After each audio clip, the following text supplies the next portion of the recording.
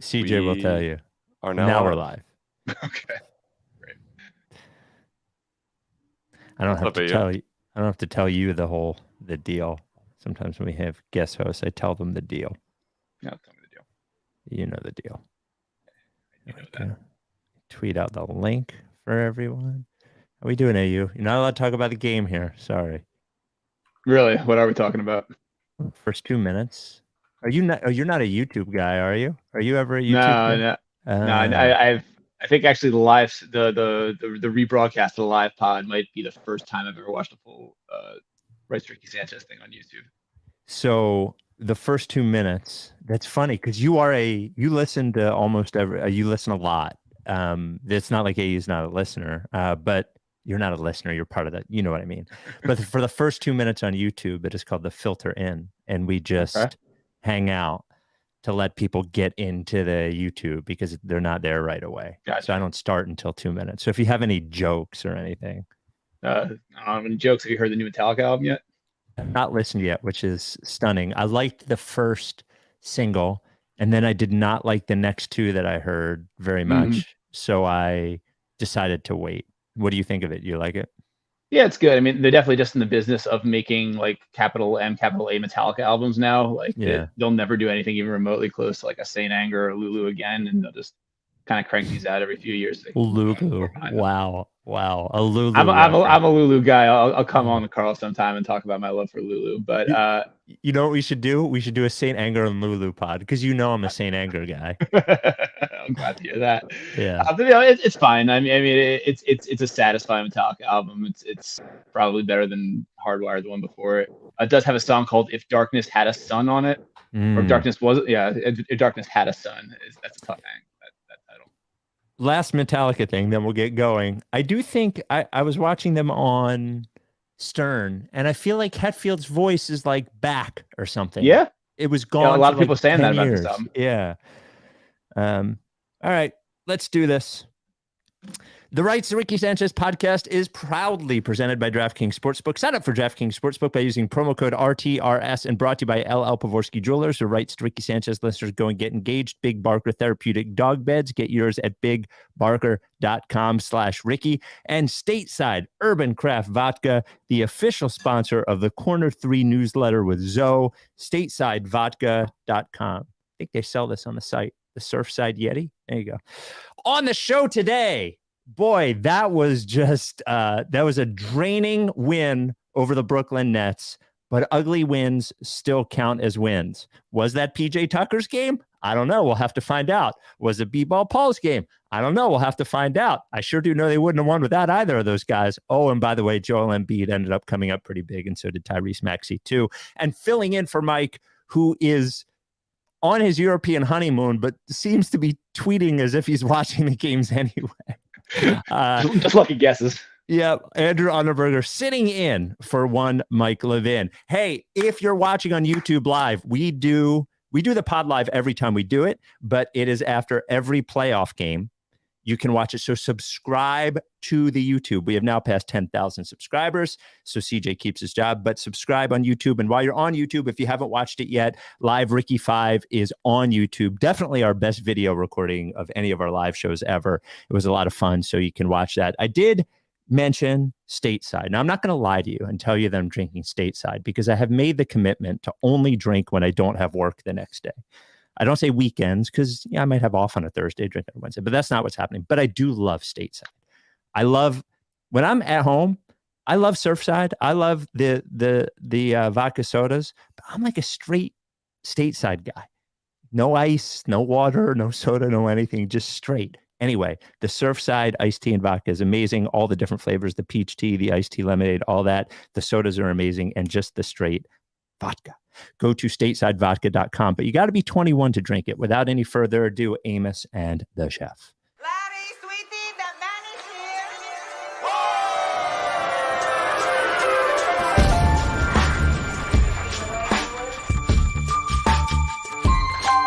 Say the name, I say the name.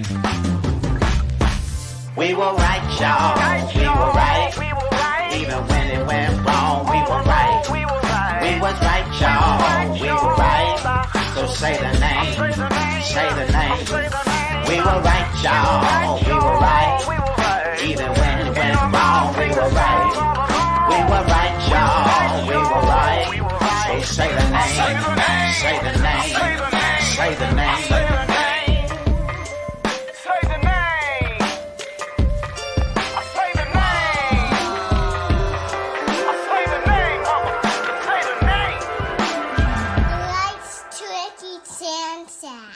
Forever. Welcome to the Rights Ricky Sanchez podcast. I'm Spike Eskin, along with a guy who acts casual but isn't a casual. That is one Andrew Unterberger. Welcome to the Ricky AU. Thanks, Spike. Good win. I got a little rant about this game for later, but right now I just want to say good win. I don't care about. Yeah, good win. Good win. Well, all right. There's a lot of things to talk about with this game.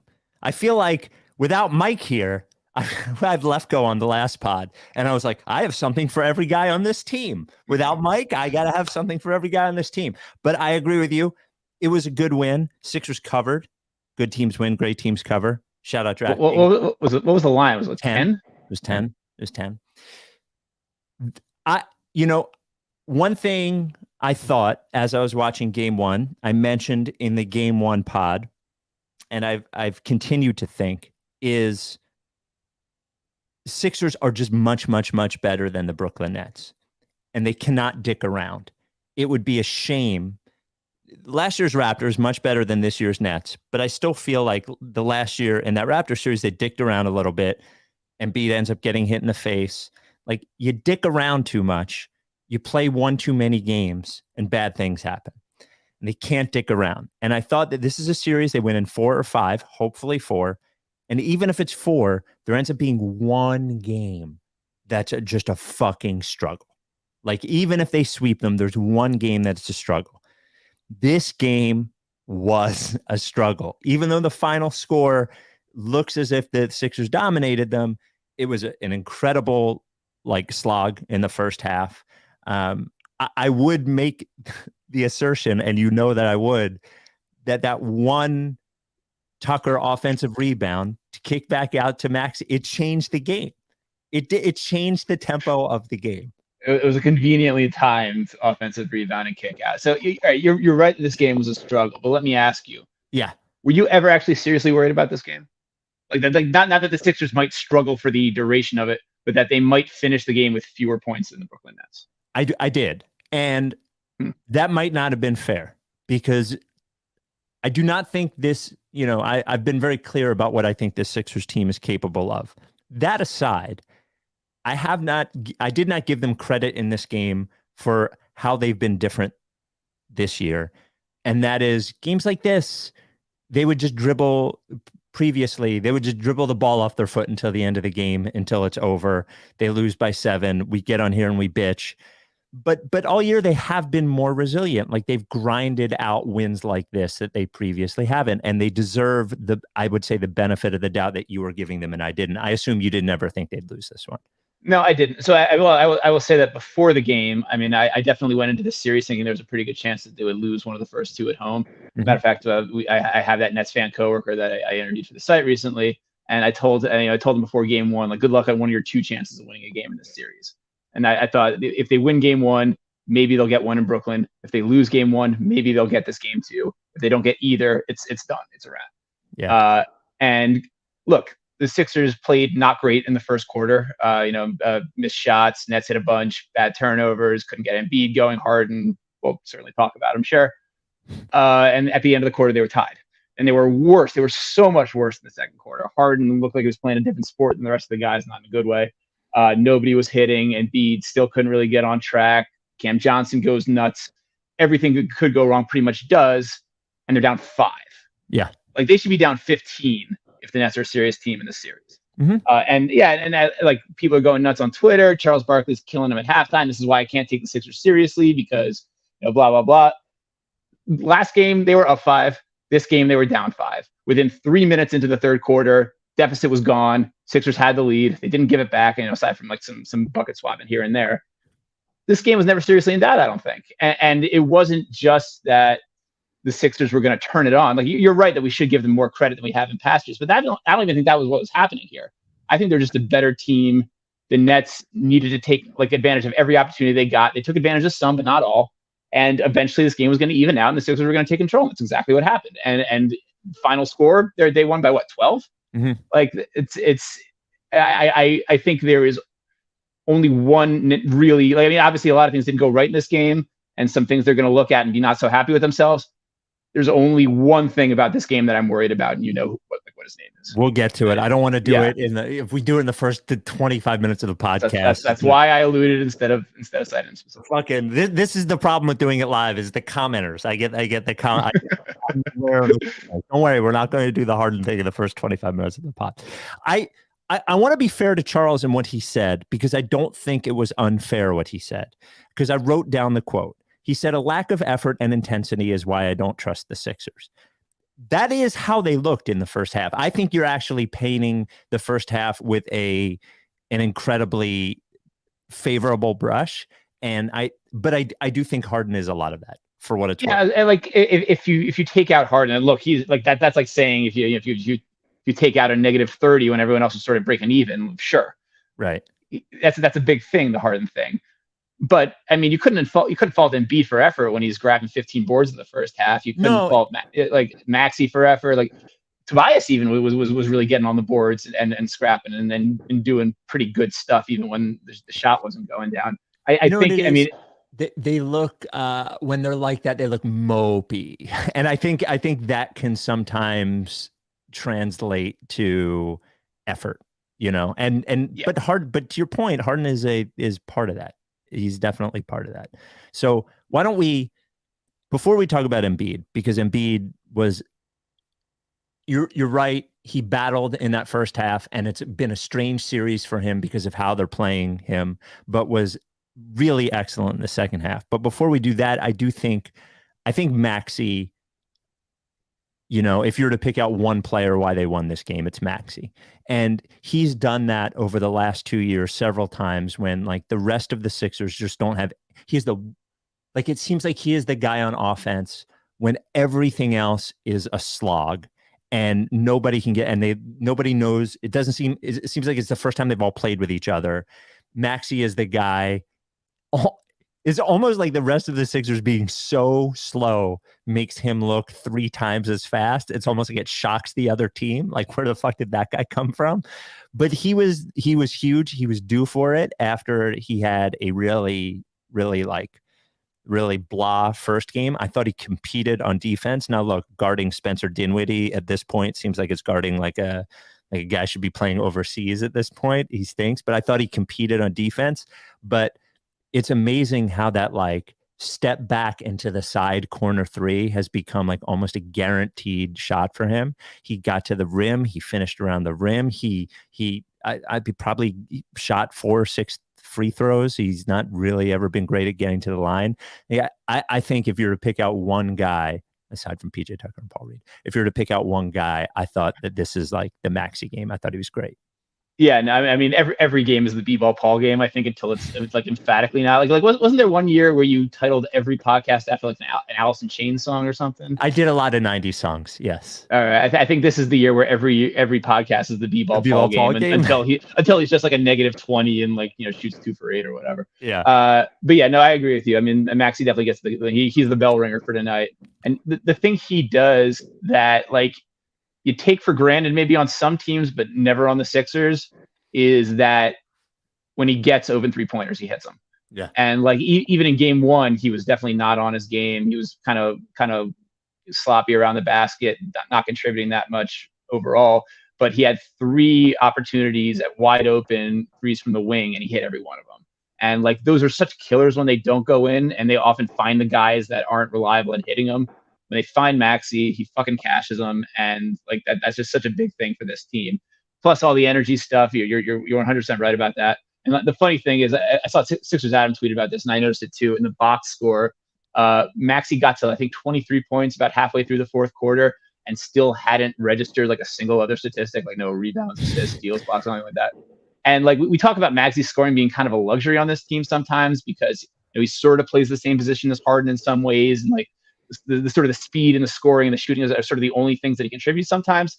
But like a game like this, you see that's not just like a luxury. That's like a thing you gotta have if you're going to be a team that kind of competes at the highest levels and goes up against teams that do have other guys on like that play like that.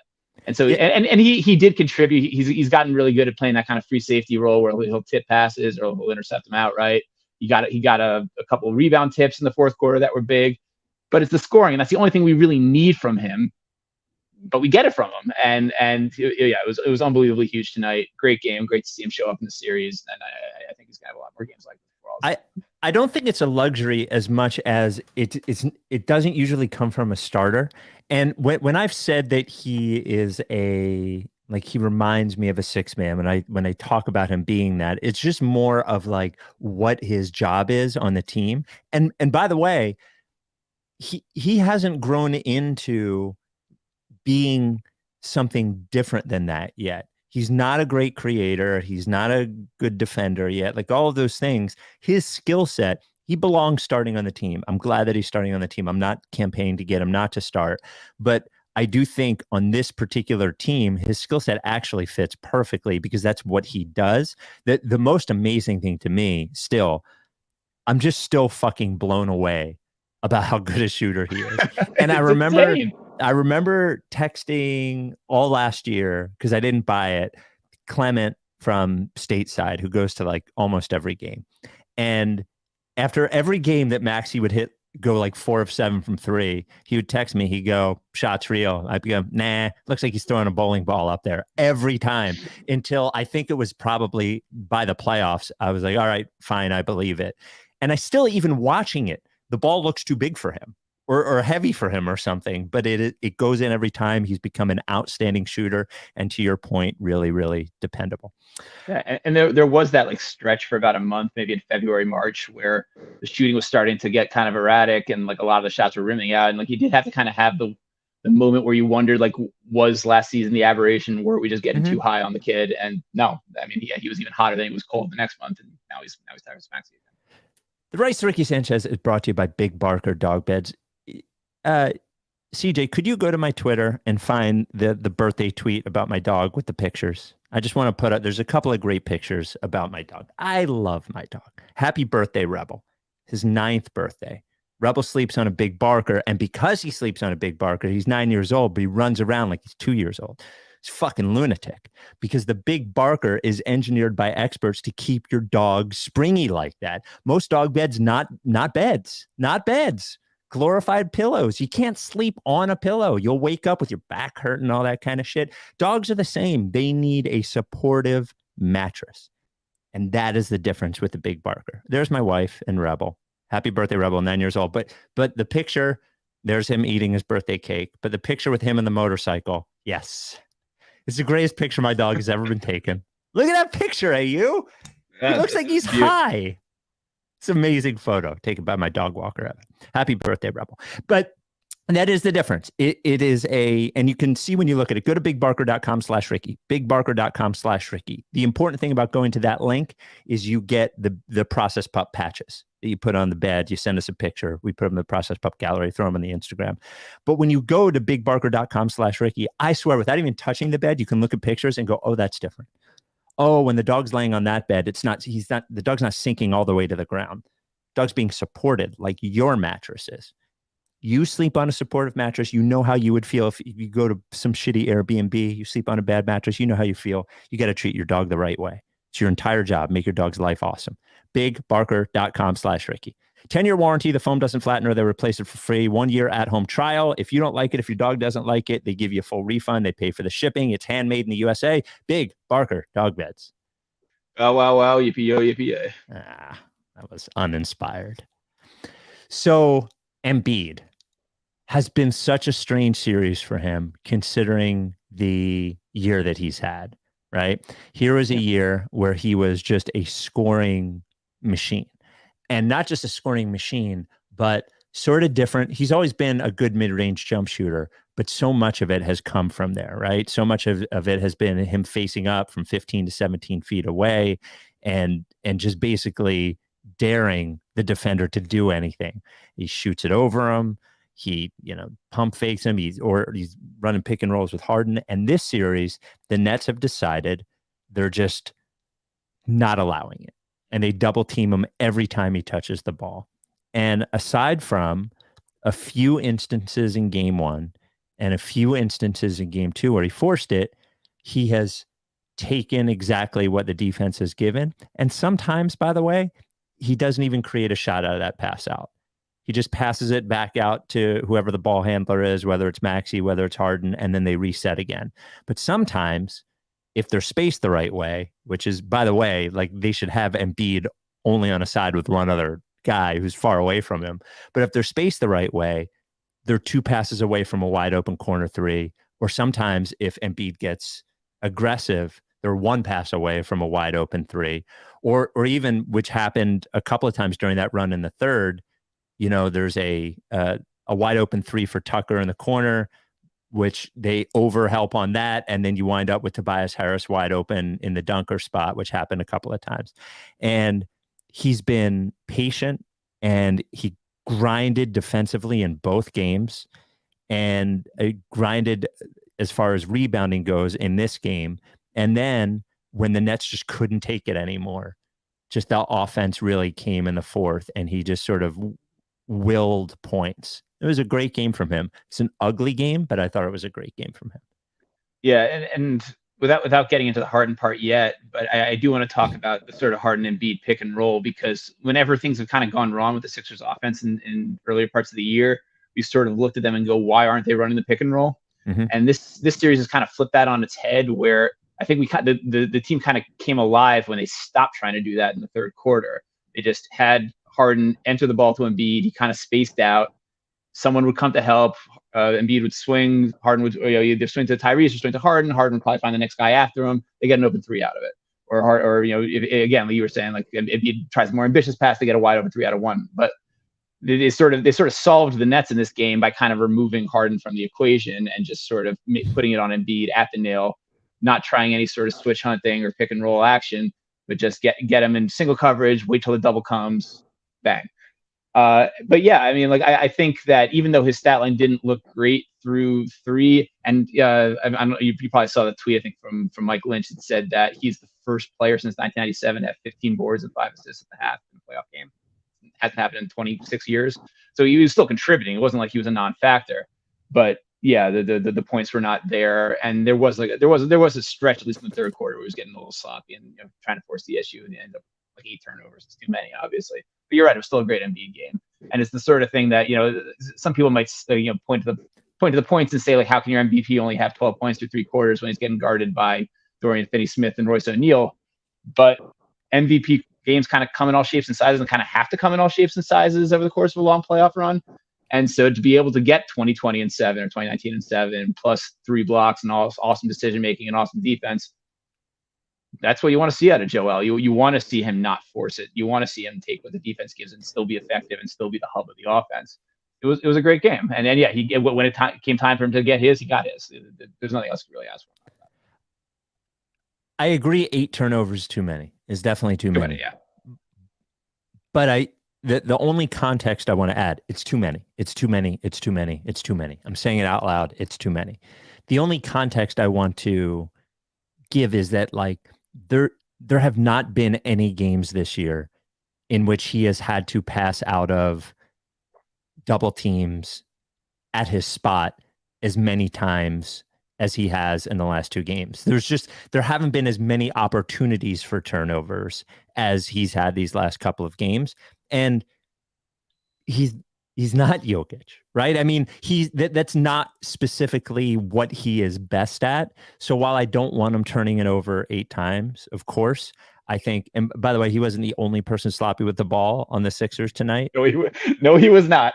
So, but 8 turnovers too many, but I think the context is important, that he was doing more with the ball as far as passing goes than he has maybe these 2 games more than any time, I don't know, in 2 straight games as a Sixer. Yeah.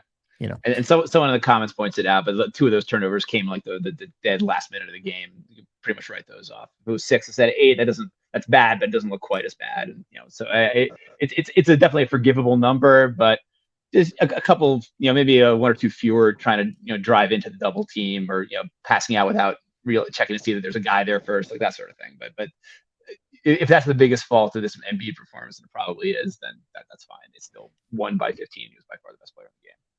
It's rare that a game when Harden and Embiid are playing, that there are a couple of possessions where it's Toby time. And I'm like, well, this seems like probably their best option right now. But there were a few of those tonight where they gave the ball to Harris. And I thought, 18 feet from the bucket, and it was facing up. And I just think to myself, well, at least he probably won't turn it over. He's probably going to dribble into a fadeaway 14-footer, and he might front rim it. He might make it, but he's definitely not going to turn the ball over. He had a couple of tough rebounds tonight. I thought there were a couple times where I wish he had shot off the catch right away on 3, but then there were a couple times when he did. I thought the stats lied in the first game about him playing particularly well, but I don't think they lied in this one. And I thought he played a good game tonight. I thought Harris played a good game tonight. And mostly what I want out of Toby is one bucket at the beginning of the second quarter and one bucket at the beginning of the fourth quarter. And I think he got those tonight. Like like you're saying, like there's some times where the Sixers shit just isn't working, and you need a guy who's just going to take a 50% shot and hope that it goes in. And that's what he does. And when you put it like that, it sounds like not a big deal, but it kind of is a big deal sometimes. And yeah, the offensive rebounds tonight were huge. He was fighting for jump balls. He definitely this is definitely like an effort Tobias game where, you're probably only going to get 2 or 3 of those over the course of the postseason. You hope you didn't burn it too early here. But look, he was definitely a big reason for things stabilizing in the third. That pick 6 he got off the awful Dinwiddie pass was certainly a big momentum swinger. I'm sure not as big as the PJ Tucker offensive rebound, but it was still big, and it forced the second timeout in 2 minutes from a coach in a playoff game. So that was clearly consequential. But can we talk about that, please? Fucking Doc, calling a timeout a minute in. I hate it. It was not a good timeout. It worked out. God bless. It was not a good timeout. That timeout is never a good timeout. Did you hear him on the TNT audio? No. I've explained this 100 times. You can't. I'm sorry. I don't mean to do that to you, but they're not. When they show the coach on TV, they're specifically not allowed to talk. Not allowed to use strategy. So the only clips they can use. That's why you only hear coaches saying. No, I understand that, but that's still if that's all he had to give in that timeout was going. Come on, guys. No, but it's not all he had to give. They're not allowed to show when he's talking about what they're changing. It didn't look like he had a lot else going on that clipboard, man. No, I'm sorry. I'm not giving Doc Rivers the benefit of the doubt on that timeout. You don't call a timeout. The only thing you do I'm a results guy. It worked. Clearly. It's only you call a timeout a minute into the third just to piss off your fucking team. I guess it worked. If PJ doesn't get that offensive rebound and it just comes out of a Tyrese miss to start the possession, I don't know that that's really that great shakes. I can't stand it. And the only thing that redeemed it was that Jacques Vaughn called an even stupider fucking timeout a minute later. It's the dumbest thing that coaches do. And I'm like you. I'm not an anti-coach guy. I think Doc's played a generally good series so far. I think he's generally been pretty good to end the season. This drove me fucking nuts. I wish he was kind of cut that out. I wish there should be a designated assistant that when they see Doc getting in his hands in the T motion with a minute, with 11 minutes left in the third quarter, just goes and tackles him or something. It's so stupid. It worked. I'm sorry. It worked. I like results. Before we get to Harden, which isn't even going to happen until after the second spot, so everybody can relax. I do think, I know you're going to laugh because you're casual and you're wrong about him.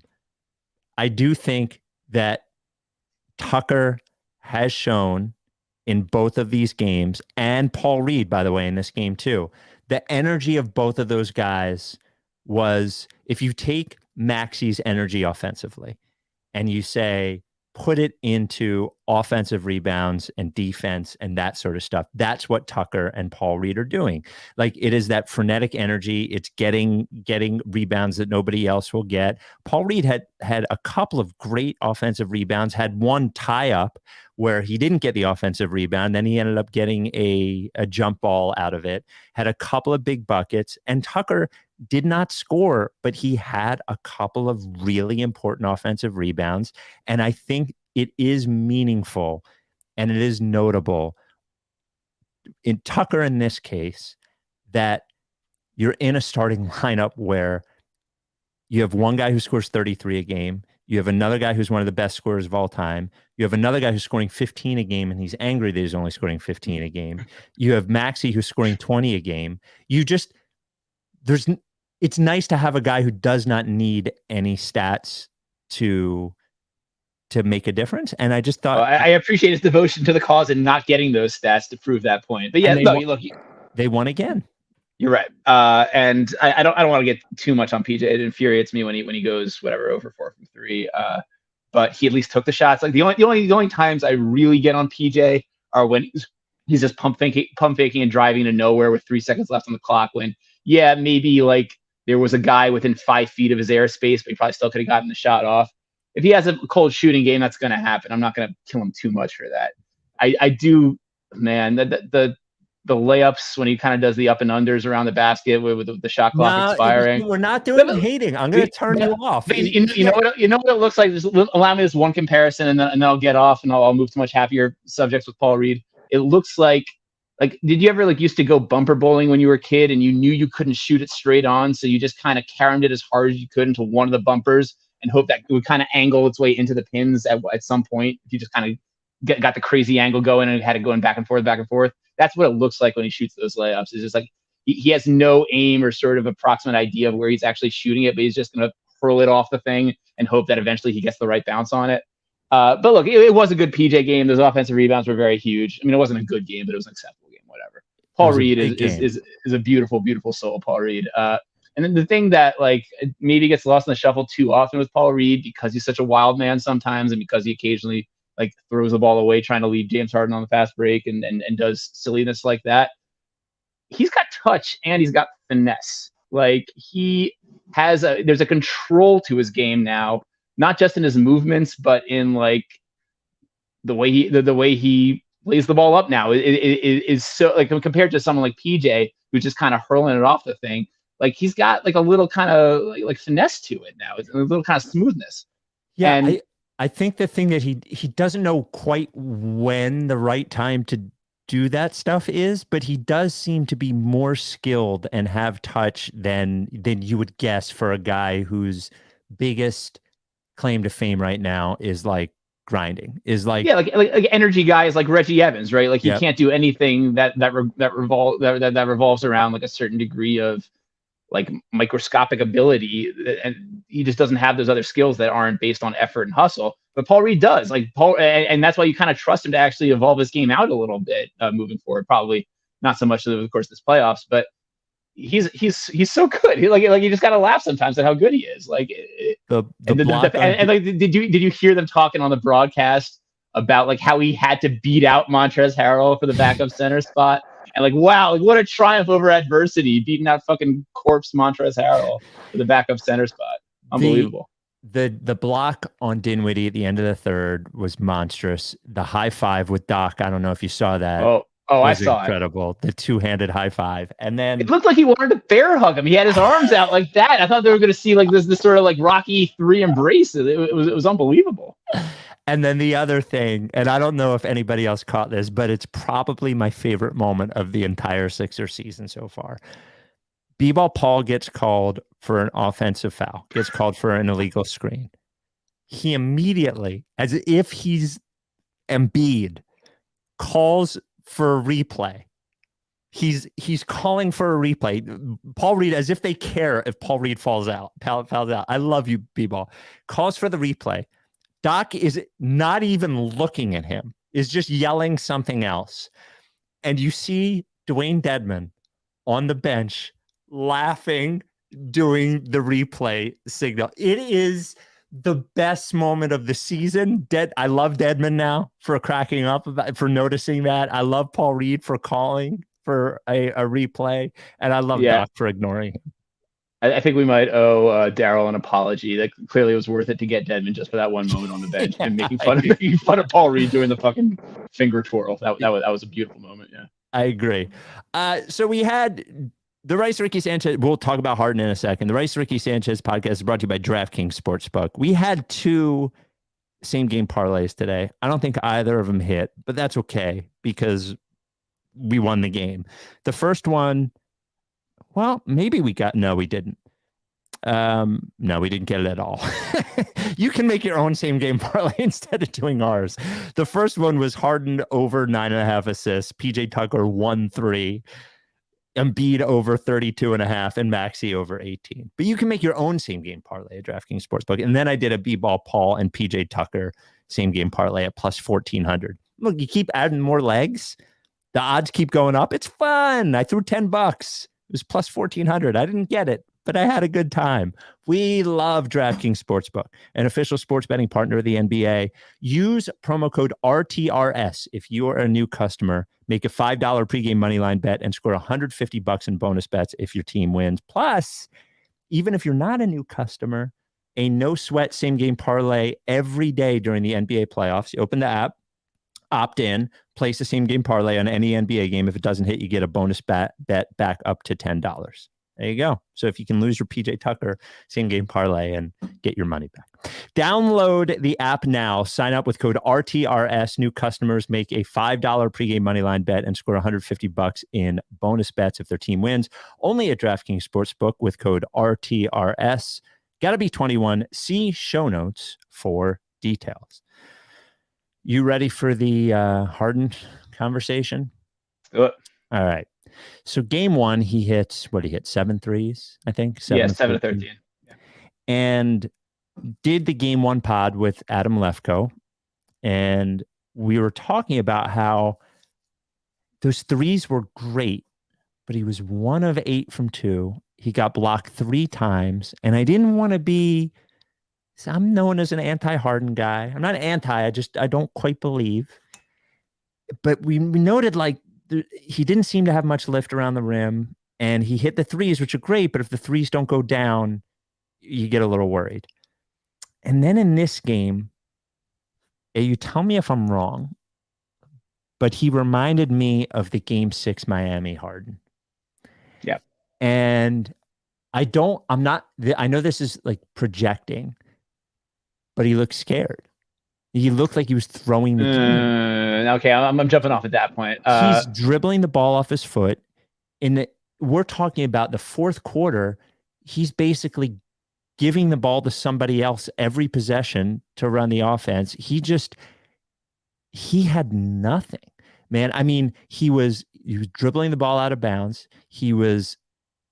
And all of these things make the walk the ball up the court and just past the half court line at 16 and a half seconds. So you don't get the 8-second thing like more annoying when he's doing these things. I don't know what is going on with him, but that dude looked like he was trying to lose the game, man. I mean, he was fucking terrible. He was terrible. He hasn't shot a free throw, AU, in 2 playoff games. He did not shoot a free throw in I'll find the guy who pointed this out on Twitter. Didn't shoot a free throw in game 6 against the Heat either. Mm-hmm. So there's 3 consecutive playoff games he hasn't shot a free throw in. In every single game he's played as a Sixer, he's shot at least one free throw every single regular season game. How does this guy, who is the most legendary free throw grifter of all time, not shoot a free throw in 2 games, man? He looked bad, man. He looked bad. Yeah, and I'll push back on the Game 6 Miami comparisons by saying that that game was actually a lot better than this one. Like, people forget now that he was actually like pretty good through the first half of that game. Ended up not mattering at all because they got blown out in the second half. He was awful almost from the jump in this one. He had 1 good possession at the very beginning where he caught Nick Claxton on a switch, got by him, knew that Claxton was going to cover ground, so he kind of put him on his hip and then just kind of burst to the rim and finished before he had the chance to recover. I actually thought that was like a really encouraging start to the game. And then I think maybe on the next drive, he didn't get the call he wanted, and he was sulking to the ref. They scored on the other end while he was playing, being slow, getting back on defense. And then it just kind of deteriorated from there. And we've talked a lot about how, the narratives with Harden kind of get swung by whether or not he's hitting the 3. And we saw in the last game, like, you couldn't really feel good about that game, but still, he got the post-game interview because he hit all those threes. And people wanted to talk about how, like, proves that Harden was back, proves that he's in good shape, whatever, but it clearly wasn't totally there yet.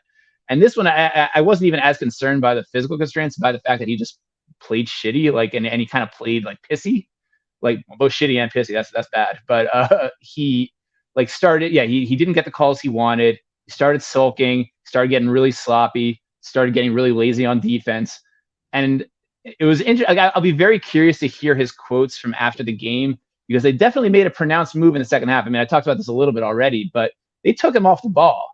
And there was I don't know if you saw, there was one possession with maybe 2 or 3 minutes to go in the fourth where Embiid like waved for him to get the ball to Maxey so they could do the 2-man and Harden could go stand on the wing and do nothing.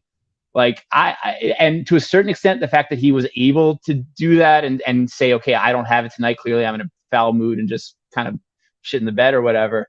The fact that he was able to kind of recognize that and say, okay, you guys take care of this one and I'll see you in game 3. Technically, it's a good thing. Like, I'd rather that than him. That is a kind. Yeah, I know it's coward, it's loser shit, whatever. Read of hey, you guys are. That's okay. You guys take this one. And it worked because the team. If you're a fucking results guy, man, you should be happy with the results here because they won the game by 12 and Maxey lit him up and Embiid got his eventually with Harden just kind of sitting there and shooting went open, but. I'm really curious to hear what he has to say. I feel like we might get another one of those, the ball didn't find me type quotes. And like, if we're getting into this territory in game 2 of the fucking Nets series, like that does not bode well for the Celtics or the Bucks or whoever else is still to come in this playoffs. Like this was a really, really, really bad Harden game. And the fact that he just didn't totally submarine it in the third and fourth quarters is the nicest thing that I have to say about it. And that's not good. It's not good at all. A couple of other notes. I hope George Niang is enjoying his time in the Nets series because he's not going to play 1 second against the Celtics. Fucking better not now. Yeah. Jalen McDaniels had a great game 1 and not a great game 2. No, the only memorable thing from this Jalen McDaniels one is him biffing the wide open alley-oop. Yeah. Even by Jalen McDaniels standards, I'm not sure how that one happened. That was very strange. And what was the other one? Oh, what's his face? Wait, McDaniels, Niang. Who am I forgetting? Melton. Melton had a good game. Good Melton game. Yeah, I don't like when he dribbles more than twice. Well, that's one of those things where it's another thing where like that's like the opposite of what we were talking about with Tobias, where like sometimes you just need Tobias to get you a bucket. Yep. Milton probably thinks to himself, okay, sometimes I just need to kind of score around the basket when I'm contested, and that's just not true. The other one's true, but that one's not true. Hey, do you want to? Sorry. Can I talk about some Nets things before we move on? Quick things. Sure. So you talked about Spencer Dinwiddie, like basically playing like he should be in China right now. Like, do you remember that like 2 to 3 years ago, this was one of the ultimate like he always kills us guys? Yes, he was, but he is at least 28 to 33% slower than he used to be. He is. I don't understand. Really slow. Well, he's probably what 31 at this point. How old is Spencer Dinwiddie? I guess he's probably around there, but his numbers were always really good in Dallas. Like, I mean, they made it to the fucking conference finals last year with him. He's like their second or third best player. Like, he was not their second best player. Third, I don't know. Yeah. Oh yeah, it's Jalen Brunson, but Brunson wasn't even really getting the opportunities that he is now, and only really in like the first couple games without Luka in that Mavs playoff run. Obviously, still a better player, but yeah, like he was an important guy on an important team last year. The fact that he's fallen this far this quickly is pretty staggering to me. And even worse is Joe Harris, who is like the least like fear-inducing guy behind the arc somehow in the NBA right now. I was talking to Evan about I work with 2 massive Nets fans, one being Keith McPherson, who was on the pod, but Evan Roberts. And I asked Evan about Joe Harris, and because he was good a couple of years ago, he thinks there's an injury thing going on. Harris is so because he used to be a pretty decent defender and obviously a great shooter, and he thinks there's an injury thing going on with Harris, which might. He got shut down by JJ Redick in the playoffs when we played him with 4 years ago. I don't know what his excuse was then, but and just real quick, Nick Claxton, like I thought he was going to be a nightmare for us in this series. Like my biggest fear, I wrote about this in the roundtable, was just him and Daron Sharp just like picking off 20 offensive rebounds a game, kicking them back out to shooters. it just hasn't happened. Like, we remember how much respect and love we had for this guy, like when in that one Ben Simmons game where he just kind of played Embiid to a draw. He's and good. here it's like he's barely even on the court in this series. Well, but the other thing that's happened is if they're doubling Embiid every time, like, what is Claxton supposed to even be doing at that point? I guess it's a weird series for him. But I agree with you. I want to be clear, by the way, in the roundtable, Sixers Adam asked who besides Mikal Bridges should you be scared of on the Nets, and I said you should be scared of nobody, including Mikal Bridges. And I wanted to be clear that I said that. You're still not scared of Cam Johnson? Cam Johnson is good. I'll give credit. Coworker Pat Boyle, who I work with, Pat Boyle looked me dead in the eye today, and he said Cam Johnson's going to score 30 tonight, and the Nets are going to win. And I was like, all right, buddy, whatever. And it looked like he might have had a shot at one point there. Look, yeah, he's the scariest kind of shooter because he can shoot with like just his fingertips. Mm-hmm. It feels like he doesn't even have to totally catch the ball to have a catch and shoot three. And those dudes fucking terrify me. Yeah, like Ferk, exactly. Maybe that's his ceiling as an NBA player. That's maybe 4 or 5 years from now down the road, he can be as good as Ferk. We have some great voicemails and emails to get to. We will do that right after we talk about LL Pavorsky Jewelers. That's right, the first sponsor of the Rights to Ricky Sanchez podcast. At some point, once the playoffs are over, we're going to have to talk about not only did he get the question wrong at Live Ricky 5, the Spike guy, about how many engagement rings LL has sold. I don't think that guy's ever heard the podcast before. That's the biggest fraud that's ever been at a Live Ricky before. That guy was even rougher on rewatch, man. Yeah. It was like he definitely had the Scott Bakula, you're probably wondering how I got here, like Quantum Leap face the entire time.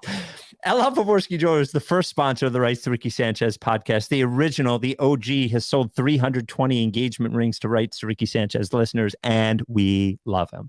Every person who goes to LL for an engagement ring is thrilled, fucking thrilled. Can't believe that the process of buying an engagement ring was that enjoyable. I'm not even bullshitting.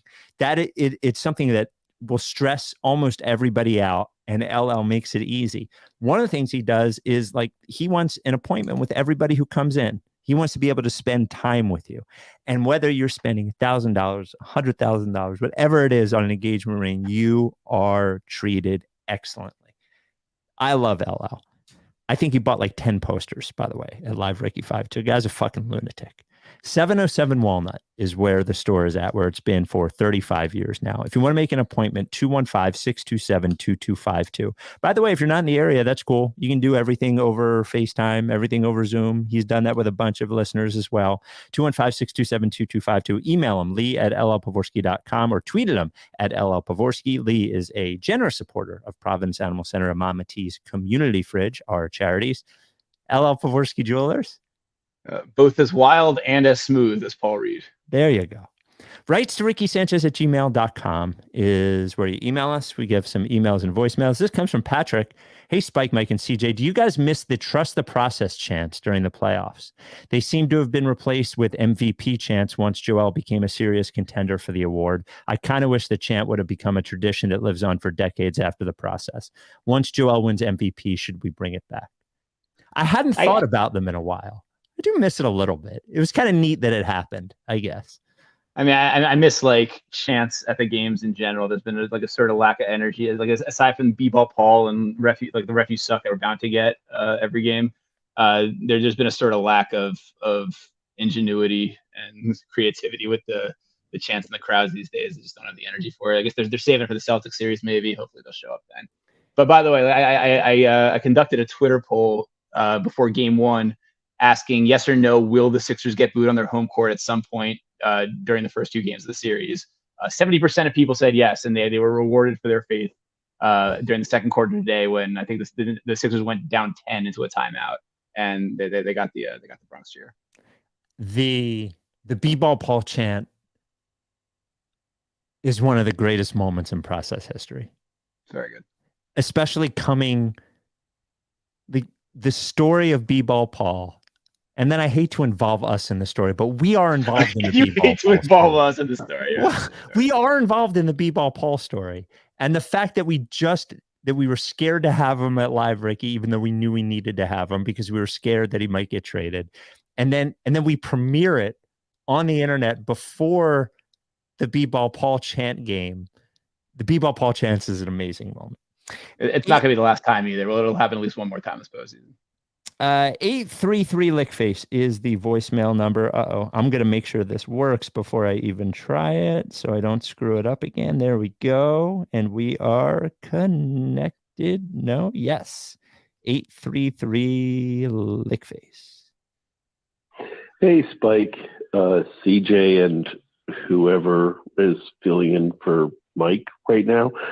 Let's just make a wild assumption that the Sixers somehow make it out of the East. Who would you want to be the representative from the West, and why? I have a feeling that for me, and it's gross to say, that it's the Lakers, because that way if we win, it's awesome. But also if we lose, like we lost to LeBron, and I kind of feel like somehow I could be like, well, it was just meant to be because it's LeBron. And my non-basketball question is irrelevant. I don't know, like, what drink do you want? I don't know, but whatever. Trust the process. Thanks. Bye. Well, AU, big question. What drink do you like? No, I'm just kidding. If you had the Sixers in the finals, who would you prefer to face? I mean, the real answer is I don't fucking care. Like, if we get to the finals, then it's all found money. I like this is like doing a podcast with Mike. Can you answer a question? It's like the person. There's the call. I will maybe eventually. There's a caller a few months ago who was like, we're what's gonna happen, right? We're just gonna get to the finals and lose, and it's gonna be terrible because Philly sports teams always get to the finals and lose. Give me the fucking loss in the finals to absolutely anybody, and I will be pleased as punch. I do not care. But that said, I'll take, I don't know, the Timberwolves. If they somehow injury luck their way through 3 series wins, I'll take them in the finals and easy path to victory. Of the actual contending teams, I guess it would be fun to play the Nuggets. We have a pretty good chance against them. Blah blah whatever. I don't want to play LeBron. I very very very much hope that the Lakers lose in this series. It's probably not going to happen at this point. I need less LeBron in my life, and I am hoping for a first round exit for that Lakers team. The answer is Denver, and the loser answer is the Lakers. To say that you want them to play the Lakers because in case they lose, they lost to LeBron, this fucking LeBron, with this fucking bunch of fucking losers, absolutely not. If they lost to this Lakers team, they're like an 8 seed or something. No. I'd be fine with them playing the Lakers. I agree with you. I could use less LeBron, but not because it would be okay to lose to them. But it would definitely not be okay to lose to this Lakers team. No. And the answer is the fucking Nuggets. The answer is the Nuggets. The answer is the Nuggets. 833 Lickface is the phone number. We were right. We were so fucking right. Spike, I know there's a lot you are right about right now, but we were fucking right about PJ Tucker. King shit, pancake king, love our guy. This is Weekly Becky. Hey, you. She has to clarify at the end of that message. I was really struggling to put my finger on who that caller was, but I'm glad that she identified herself. No, I mean, shouts to Weekly Becky. Happy for her. Not a PJ Tucker guy. He's had one good game in the series, one okay game. Let's not. We're not on the PJ Tucker victory tour just yet. Let's stick with Paul Reed for a little while longer. AU, a casual. That's right. Wait, there's one. I'm actually curious to get your. This is something that we'll have to read to Mike once Mike gets back. This comes from Luke, writes to RickySanchez@gmail.com. Greetings, Spike, Mike, and CJ. I had a great time at the Live Ricky last night. It was my first live event with all you, and I feel like you pulled it off. Thanks for the entertainment and laughs and Sixers insights. Anyway, when I saw CJ for the first time, I was oddly starstruck, but I also immediately sized him up. I told the friend I was with there was no way that CJ is 6 foot before I even saw your large roller. I did not even get close to him, but even with his boots on, I could tell he was not 6 feet. This is because I am a solid 6 feet tall with no shoes or anything. I do not, quote, round up. I am the height I claim to be. I have noticed over a long time that many people do this, quote, rounding up, especially if they're 5'10 or 5'11. CJ fessed up to this ultimately, which is appreciated. Many people who are in actuality 5'10 or 5'11 see me to suggest that I am 6'1 or 6'2 and become dismayed when I look slightly down on them and I explain to them I'm actually 6 feet. Anyway, on to my concern of conspiracy. How tall does Mike claim to be? Mike came up to CJ during the measuring and gave him what I felt like was a generous assessment of 5'11 and 3/8. I feel like this was a conspicuously specific measurement and may actually have more to say about how Mike feels about his own height. To give CJ 5'11 and 3/8 suggests to me that Mike claims something around 5'10 when he's actually 5'9. Please excuse the deep dive here into something that ultimately does not matter at all, but this is part of what makes the Ricky fun to me. I thought Mike actually said. Didn't Mike say that he was 6 feet at the podcast? Did he? Mike is not 6 feet. He said something. What did he say? I think he said 5'11, and He's I not will 5'11 either. And He's I will not say, 5'11. I will say, I think you're taller than him, Spike. I am taller than him. And my assessment has always been about him. I'm about an inch or so taller than Mike. I'm definitely taller than Mike. Yeah. So are you an even 6? Me? No, I'm like 5'10 and a half. Oh. Do you still have the gigantic ruler? Do you have to return that to the store or something? Can we bring it out to the next CJ has it. Yeah. Okay. I'll bring it out next time I see Mike to get this squared That's away. exciting. Yeah. By the way, my girlfriend had the best line about CJ's height, which is that he's a Tinder 6 feet.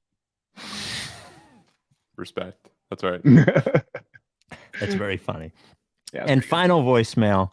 I wasn't going to be able to get to this one if the Sixers lost, but now that they won, I can get to this one.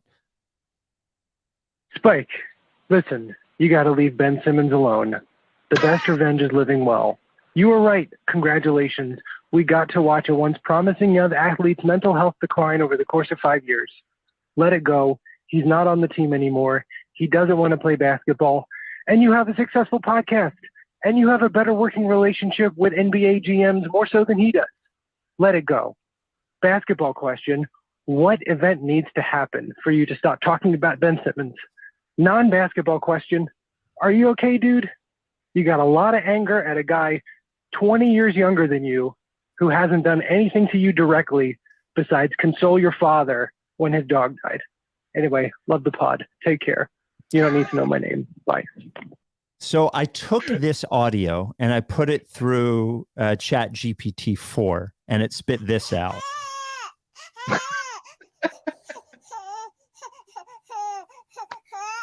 You don't need to know my name. The poem wasn't about Ben Simmons. It was about you, dickhead. Because you obviously were one of those losers who kept telling me I was wrong, whether it was Twitter or fucking email. You don't need to know my name. Let me ask you this. Here's my question. It's rhetorical, but if anyone on the pod wants to answer, you can answer. If Ben Simmons was playing on the Nets and averaging 24, 10, and 8, like a little LeBron, and the Nets had won 56 games, do you think anybody would be asking me what I think of Ben Simmons? Of course. Every fucking day they would ask me what I think about Ben Simmons. I got to hear about Matisse Thybulle anytime he hits 1 3-pointer in a fucking game. I got to hear about Charles Bassey, who's playing in the G League every time. I got to hear about Isaiah Joe, who's averaging 16 minutes a game. I promise you, if Ben Simmons was even a functional basketball player, which he was masquerading as for 2 weeks this year, I would hear from your boring ass about Ben Simmons. That poem was about you. We got to see a young man's mental health. Shut the fuck up. You boring loser. I just like, this is sports, and you dickheads bothered me for 3 years. The poem was about you. Ben Simmons has a lot more to show for Ben Simmons' career than you do. And I promise you that if Ben Simmons was good, I would never hear the end of it. It would be on my gravestone. Didn't think Ben Simmons was good. It would be in my obituary. Spike Eskin, who had a long career, didn't much matter because he didn't think Ben Simmons was good. I'm sorry. It wasn't me. It was everybody else. It was you. It was Mike. It was fucking everybody else who was too cowardly to say what they saw. So, you fucking baby. Speaking of, though, I don't have to give my name. Shut up. You're fucking calling our voicemail line that says lick face on it to fucking shame me? To shame me? And final. And then your point here. You asked the question, what has to happen for me to stop talking about Ben Simmons? I have to die. I have to die. I'm going to talk about it forever. I don't think you understand what happened here. No name. That guy ruined an entire season of Joel Embiid's prime. That guy, for no injury, for no other reason other than he didn't want to play here, he blamed the fans, he blamed the organization, he blamed his teammates, and he tanked an entire season of Joel Embiid's career. Who knows? If he had played, maybe we even get a better trade package for him than Harden. Like, who knows what the future is if that guy doesn't... He did his best to ruin the organization and everything that we sat through. I'm sorry that he's having such a tough time. Genuinely, I'm sorry, but I'm never going to stop talking about him. Never, ever. Not as long as I do this podcast. Never, ever, ever. When he retires, I'm going to do 20 straight minutes. So, all right. Sorry. So, yeah, two quick things. First off, 2 games into the series, still don't think his name's been mentioned once on the broadcast. It's amazing, isn't it? That he's on the Nets and it's not even a mentioned story. Yeah. It's wild. And second, I wanted to ask you how you're coping with the loss of Tyler Hero in these playoffs. It's a bummer. Now, here's the thing. I know they haven't ruled him out, have they? The right hand sounds pretty ruled out to me, but well, who knows what the break is? Like, I don't know. I don't know. I know Giannis got hurt and they'll probably lose the series 4-1, Miami. Like, Milwaukee will come back. But just watching that fucking game on Sunday was a nice little reminder. The Nets finished 1 game better than the Heat. And they had a tiebreaker or whatever. But we were 2 games away from having to play them. The Sixers would have beat the Heat, but we really lucked out not having to play the Heat. Because that team grinds. They do. We would have beat them, but it would have been ugly, you know? Yeah, and for people still losing their minds over being down 5.5 in this game, Milwaukee loses game 1, Phoenix loses game 1 to undermanned Clippers team. Like, we're up 2-0. No one got hurt. It's fine. Yep. But I don't think he can do it all playoffs because I just don't think he has it physically anymore. But watching Kawhi against the Suns was bringing it back. Better them than us, man. Better them than us. Oh my God, he's so good when he's good. He's honestly... There's so much of his game that is like the second three-peat Jordan. You know what I mean? Like, there's just so much about the way he plays that is like that. He is terrifying. Absolutely terrifying. I gotta die. So that's gonna be an emergency podcast waiting to happen. I don't know who's gonna call Mike when you die to do the emergency podcast, but that's gonna be exciting. He'll never talk about right after I die, if there's one more podcast, I just want you guys to mention Ben Simmons one last time on the pod. All right. Okay. Well, the Sixers are up 2-0. Nice. The Sixers return Thursday night and then could close it out theoretically on Saturday. What do you think is going to happen here, AU? Gentleman sweep still? What did you call lose the first game? The douchebag sweep? Douchebag sweep. That's not me. That's a Basketball Jones /starter / I can't remember where they are now. But yeah, that's their invention, and it's a perfect name for it. LeBron used to be the fucking king of the douchebag sweep. Like, they lose 1 game to the Pacers and then obliterate them for 4 straight. Now, I think they got both these games at home. They're getting both the games in Brooklyn too. The Nets had their chances. So. Okay, good. We will talk to you Thursday night. Oh, I still got to figure out who's hosting with me Thursday night. Maybe I'll just play that voicemail and talk about Ben Simmons for 48 minutes. Or it could be another JJ Redick game, we'll have to see. Yeah, you never know. We will talk to you next time. Thanks for listening. Thank you, AU, for being on the pod. Of course, yeah. Are you down with TTP? Yeah, Lickface.